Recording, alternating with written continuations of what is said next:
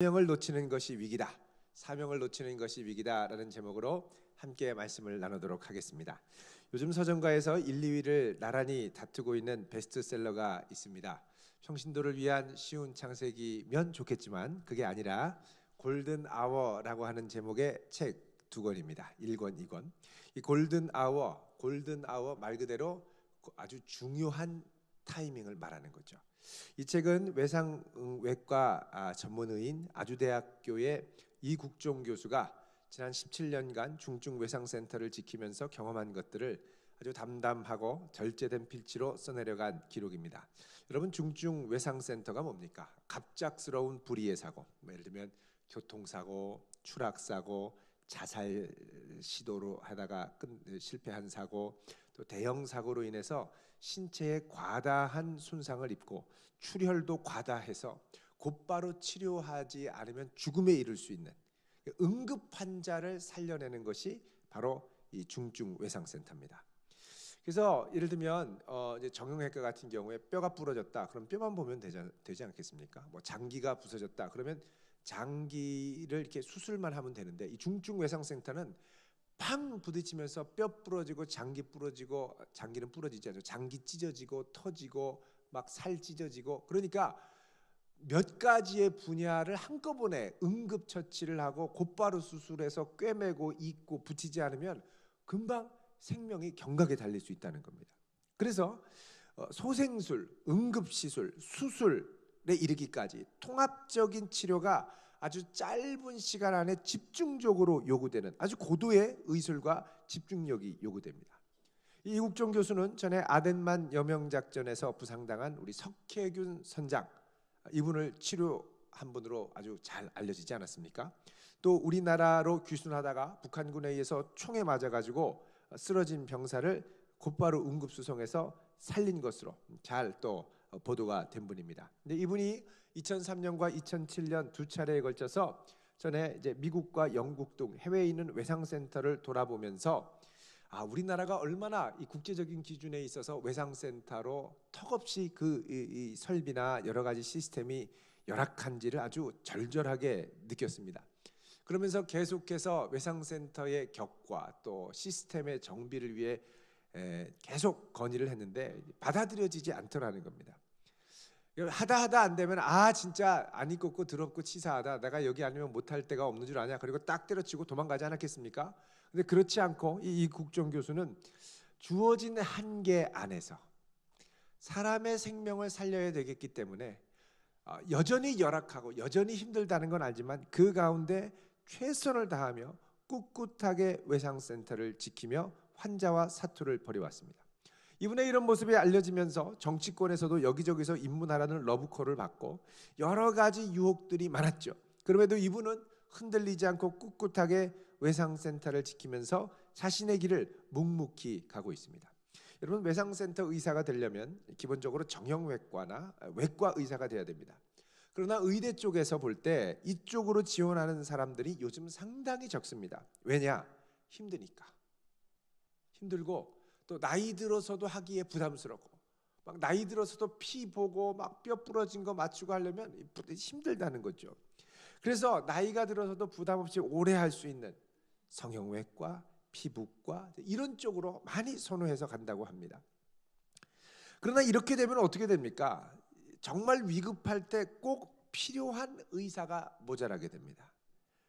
꼭 필요한 분야의 의사가 모자라게 되면 이게 사실은 국가적으로는 위기죠. 예를 들어 한 지역에 다 성형외과, 피부과 의사만 있는데, 예를 들어서 정말 중요한 교통사고가 났을 때 곧바로 치료해야 할 정형외과나 내과 또 외과 의사가 없다. 그러면 이게 난리가 나는 겁니다. 치료를 받으려고 막 피는 철철 나는데 저 부산에서 저 서울까지 막 옮겨야 되고요. 이런 일들이 벌어진다는 겁니다. 여러분, 다른 사람들이 알아주지 않고 때로는 돈이 잘 되지 않아도 이 이국종 교수가 흔들림 없이 끝까지 올 수 있었던 이유가 무엇입니까? 그거는 사명 때문입니다. 힘들어도 어려워도 사람들이 알아주지 않아도 할 수만 있다면 나는 한 생명을 살리기 위해 최선을 다하겠다. 이게 바로 이분이 갖고 있는 가슴에 아주 구구절절한 숭고한 사명입니다. 여러분, 오늘 본문을 보면 에스라서죠. 이제 에스라는 1장부터 6장까지가 전반부, 7장부터 끝까지가 후반부인데 이제 오늘 본문이 8장이니까 에스라서의 후반부로 들어가기 시작합니다. 전반부는 수룹바벨을 중심으로 해서 포로가 1차 포로 귀환이 돼서 성전을 재건하는 이야기고, 이때 귀환한 사람이 42,360명, 거의 5만 명 가까이 됩니다. 자, 이제 후반부부터는 학사 에스라를 중심으로 포로가 2차로 귀환을 해서, 자, 성전은 재건됐는데 성전 공동체, 예배 공동체를 세워야죠.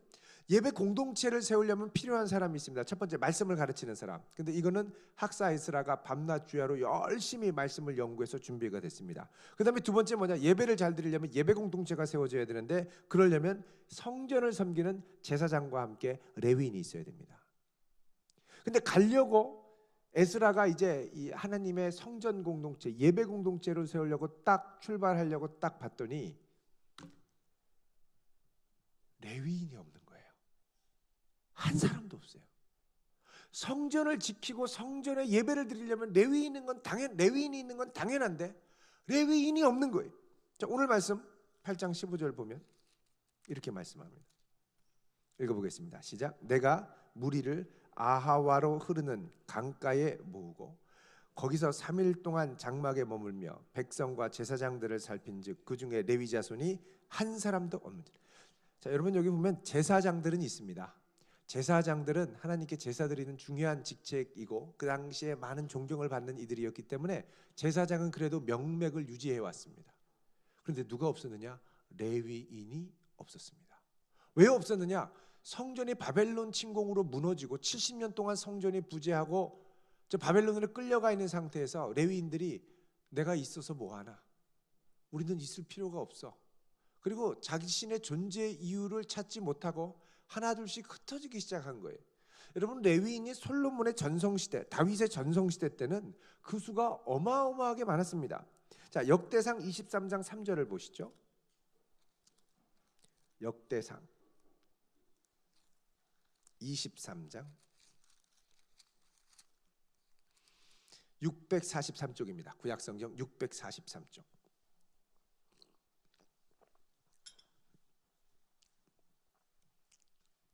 같이 읽겠습니다. 시작. 그 중에 23장 3절 시작. 레위 사람은 30세 이상으로 계수하니 모든 남자의 수가 38,000명인데, 자, 레위 사람이 몇 명이라고요? 38,000명. 4만 명이에요. 거의 4만 명. 레위인이 4만 명. 근데 지금은 몇 명이에요? 아무도 없어요. 아무도 없어요. 다 어디 갔냐는 거예요. 밥 먹고 살기 힘들고 현실 가운데 이러면 안 될 것 같고 내가 있어서 뭐하나, 쓸모없는 내 인생 이러면서 흐지부지 되면서 레위인이 다 흩어진 거예요. 여러분, 이들이 없으면 분명한 건 예배 공동체가 세워질 수 없다는 겁니다. 어떻게 해야 되죠? 다시 찾아야죠. 그래서 사람을 보냅니다. 여기저기 유대인들이 남아있는 도시, 17절에 보면 가시비아 지방이라고 그러죠. 이름도 희한합니다. 가시비아 지방입니다. 이곳으로 가서 사람들을 찾아가서 수소문을 하는데 18절에 조금씩 나오기 시작하는 거예요. 일단 18절에 보면 이스라엘의 손자 레위의 아들 말리의 자손 중에서 한 사람을 찾아왔습니다. 몇 명 찾아왔다고요? 한 사람, 한 명철한 사람. 또 세레비아 그리고 그의 아들들 형제 18명, 그럼 합쳐서 19명이 됐죠. 그리고 찾다 보니까 하사비아, 무라리, 여사야 그 형제들 그 아들들 해서 20명. 전부하면 39명이죠. 39명. 거기에다가 20절에 보면 다윗과 방백들이 느디님 사람 중에서 220명. 그래서 전부 259명을 겨우 찾아갑니다. 이 259명은 찾기도 어려웠지만 그나마 그 전에 있던 38,000명 중에서 레위인의 사명에 대해서 듣고 70년간 이 사명을 그래도 지켜야 된다는 마음을 갖고 남아있던 소수의, 마치 정형외과 의사, 외상중증센터 의사와 같이 소수로 최후로 남아 이스라엘의 명맥을 지키려고 남아있던 사람들입니다. 이 사람들을 찾아서 이제 돌아오면서 본격적으로 뭐가 시작되느냐? 성전 회복, 예배 회복이 시작이 되는 거죠. 여러분, 우리나라가 한 10년 전에 한참 전자제품으로 전 세계를 휩쓸 때, 그때 대세는 제품의 외형을 플라스틱으로 만드는 거였습니다. 플라스틱으로 외형을 만들면서 우리나라에서 그 나름대로 한동안 자부심으로 여겼던 산업이 다 죽었는데, 그게 뭐냐면 금형 산업이었습니다.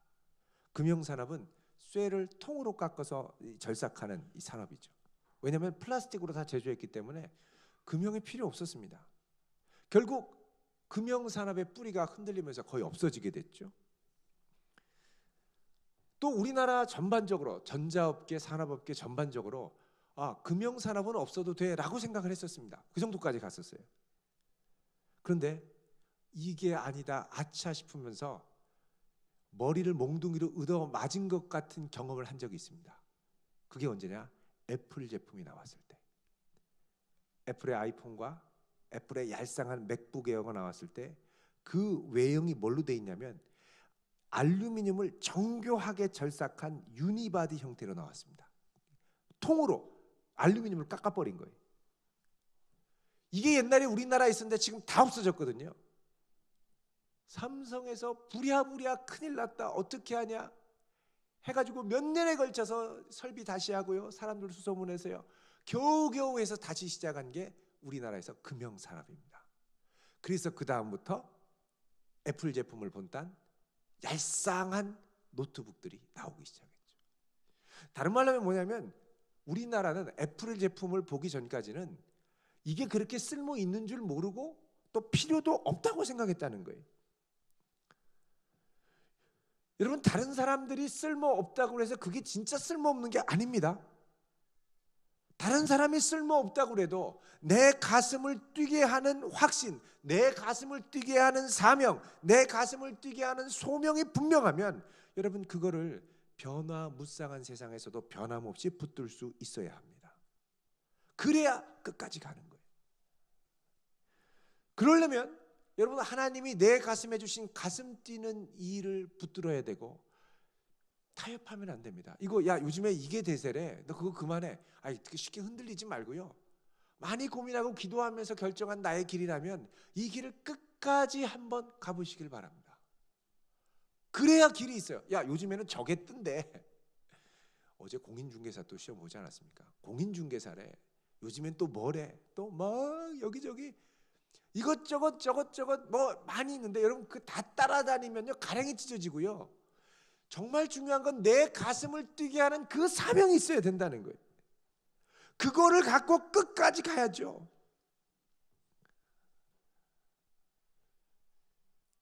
여러분, 오드리 헵번 아실 겁니다. 영화배우. 어른들만 알겠죠. 우리 청년들은 오드리 헵번, 뭐 햇반이야? 뭐 햇반과 햇번은 좀 다릅니다.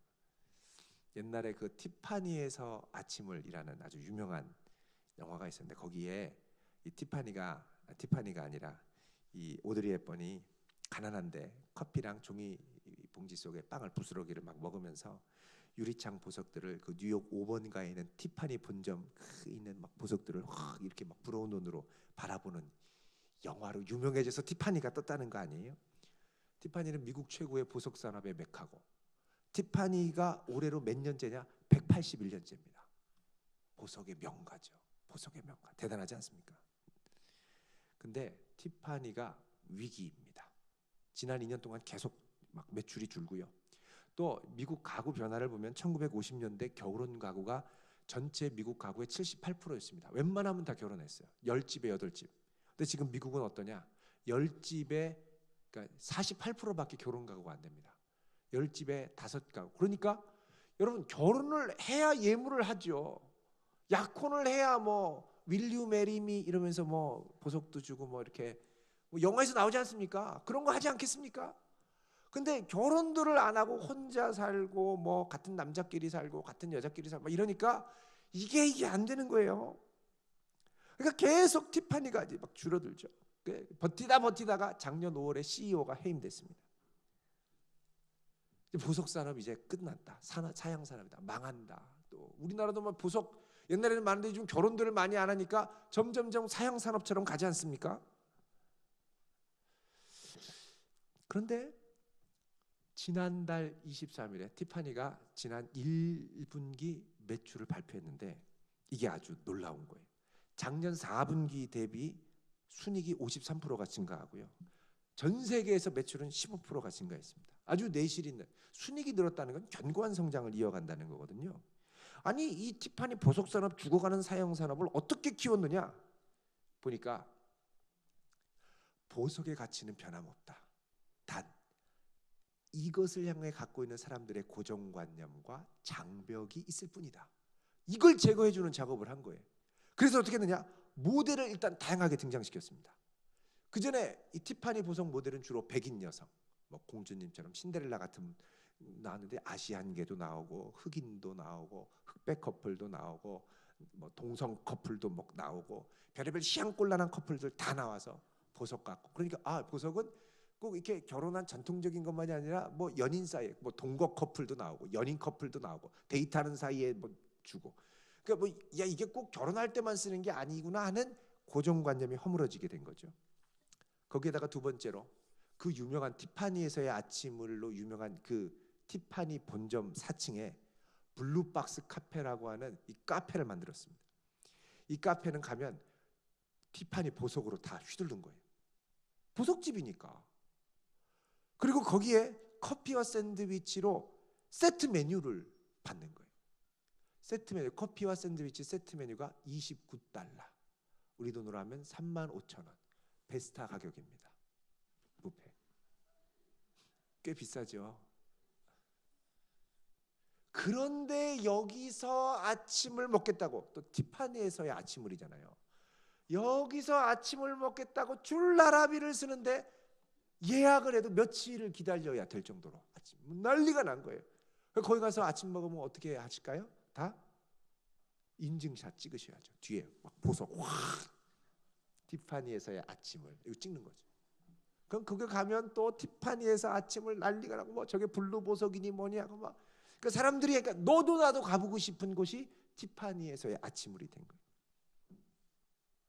뭐 우리도 그런 거 하나 있으면 좋을 것 같아요. 그죠? 뭐 보옥당에서 아침을 좀 그런가요? 영화가 나와야 되죠. 예. 어쨌든 간에 막 이러면서 친근감을 높이고 막 SNS가 막 전파되기 시작합니다. 그러니까 너도 나도 이제 가보고 싶은 데가 되고 보석에 대한 친근감이 젊은 세대에 이제 생기기 시작한 거예요. 그러면서 세 번째는 그 중에서 사람들이 좋아하는 걸 아주 고급스럽게 만들어서 인터넷 판매를 시작했습니다. 인터넷 판매를 시작했어요. 그다음에 네 번째는 티파니는 항상 비싼 것만 팔았는데 이런 젊은 왔다 갔다 하는 싱숭생숭한 커플들을 위해서 50만 원 이하의 중저가를 만들기 시작한 거예요. 50만 원은 결코 저가가 아니지만 보석의 입장에서는 중저가라는 거예요. 뭐 핸드폰 비슷하죠. 스마트폰 고가는 100 몇십만 원 하지만 저가는 3, 40만 원 하지 않습니까? 비싼 거지만 그래도 50만 원 이하의 중가품을 만들어서 제품을 다양화하기 시작한 거예요. 그러니까 이걸 통해서 지금 티파니가 만들려고 한 건 뭐냐? 보석이 필요 없는 시대가 아니라 다양한 곳에서 보석을 필요로 하는 시대로 패러다임을 자꾸 소비자를 변화시키는 거예요. 이게 결국은 이걸 통해서 전하는 메시지가 뭐냐? 사양 산업은 없다. 사명을 잃어버린 산업만이 있다라는 거. 그럼 사양 산업은 없습니다. 사명을 잃어버린 사업만이 있을 뿐입니다. 그럼 문제는 뭐냐? 사명을 놓치는 게 위기죠. 성도로서 사명을 놓치는 게 우리 인생의 위기입니다. 이거 놓치면 그냥 세상 풍적 가운데 같이 휩쓸려 살다 그냥 끝나는 거죠. 여러분 사명은 절대 변하지 않습니다. 우직하게 끝까지 밀어붙이며 실력을 쌓고 있다 보면 반드시 그 사명, 그 일을 통하여 하나님이 우리들을 멋지게 사용하시는 날이 있을 줄로 믿습니다.